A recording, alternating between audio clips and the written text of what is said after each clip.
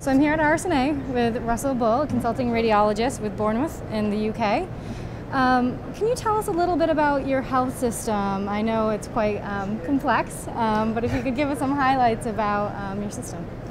Well, it's different from the US system, as you'd expect. The Americans often call it a socialized system, but it's basically the government pays for the healthcare, a bit like in Canada, and we get the money from government, and we get a certain amount of money. We can provide a certain amount of healthcare with that.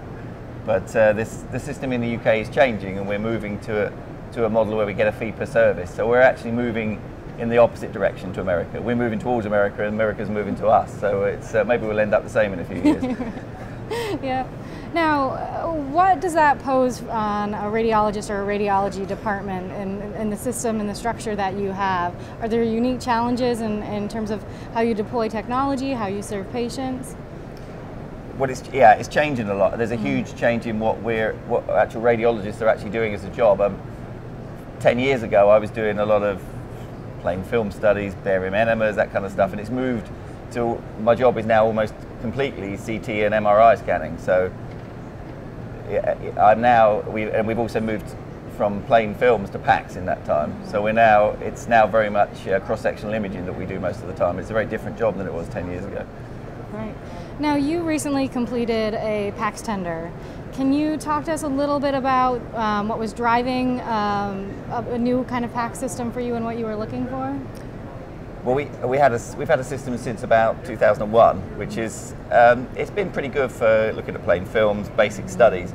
But what we need is something where we can expand the use of PACS, so we can use just one interface for looking at CT scans and MRI scans without having to go to separate workstations, which is what we have to do at the moment. So we want the workflow to be the radiologist doesn't have to go anywhere else apart from just the one. They don't have to leave the PACS system to do anything else. So we want to be able to do. Our main requirement really is that it has the very, very high-end CT functionality in it, because we want to stop using CT workstations completely. So that was the biggest requirement really in our PACS. We're very CT centric, but that's the way it's going I think all over the world. Right. Now, having gone through the PACS tender process, do you have any advice for another department or system that's about to embark on a PACS tender? Anything that you think they should keep in mind or look for?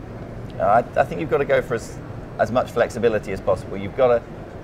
The model that I wouldn't recommend is that you buy a package of workstations with the PACS software already loaded on from a particular vendor. That doesn't give you any flexibility. What I would advise is that you have a vendor that offers you the functionality you need, but offers you effectively a software solution, so you can choose the hardware you load that on. Because in some environments you need quite high-end functionality, but you need it on a color monitor that doesn't have to be that great, but you need high-end functionality still. So if you're locked down to very expensive workstations with grayscale monitors, you could be having a $30,000 workstation and you're looking at ultrasounds on it, and that's not a good use of resources. So you want some flexibility. So you just want as much flexibility after deployment as possible, and you effectively, and this is an absolute requirement for us, effectively you want a site license. You don't want to say, well, you've had 20 licenses for your software, so you can't have any more. We just need to deploy it anywhere within obviously within our institution. We wouldn't deploy outside, but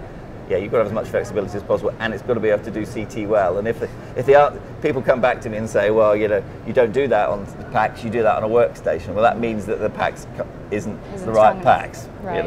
If it can't do everything in CT, it isn't the right PACS. Right.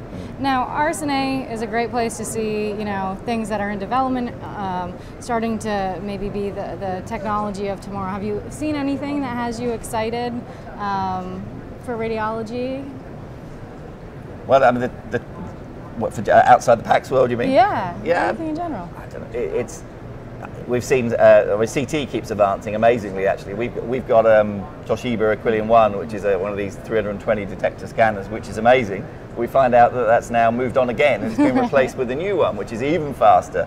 And yeah, I mean, phenomenal. It pulls 60 times the force of gravity when it rotates. So yeah, the technology is amazing, and the interesting thing is really how how we cope with all this on one kind of interface, because Right. there's so many things you can do now, but it's the question of getting as much of this information, drawing kind of somehow this information together so we can actually cope with it, because you know, you go to lectures and there's this new technique and that technique, but it's got to be easy for us because we're so busy doing other things. It's got to be easy. But yeah, it's always inspiring. There's always lots of new technology. Things keep moving forward. Good. Well, we'll let you go see some more, but thank you so much for stopping by. We appreciate it. Thank you.